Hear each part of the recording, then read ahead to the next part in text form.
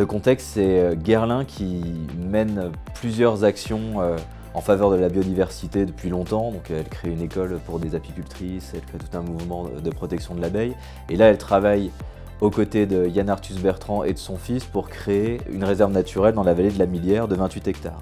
Cette fois, plutôt que d'agir seule, elle a proposé à sa communauté de prendre part à ce projet grâce à cette opération.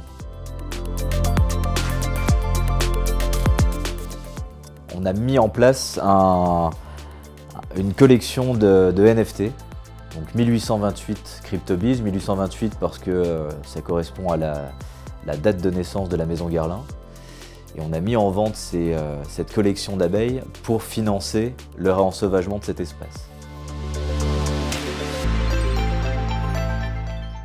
Il est innovant parce que c'est un des premiers projets Web3 for good, c'est-à-dire un des premiers projets qui utilise l'écosystème NFT, Metaverse, dans une démarche durable. Il est basé sur une blockchain Tezos qui est une des moins énergivores, donc une des plus éco-responsables. Et enfin, il utilise aussi au niveau de son design, du design des NFT, l'intelligence artificielle, le génératif, donc plusieurs, on va dire, techniques qui visent à offrir en échange de leur participation à la création de ce jardin, une pièce de création unique.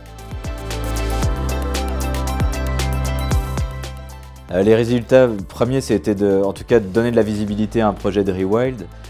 Ensuite, c'était récolter quand même des fonds. On a récolté 100 000 € en quelques jours pour la fondation de la vallée de la Millière. Et aujourd'hui, le jardin peut être visité par tous les détenteurs de ces CryptoBees et on pourra découvrir les effets portés par ce projet d'ici la fin de l'année.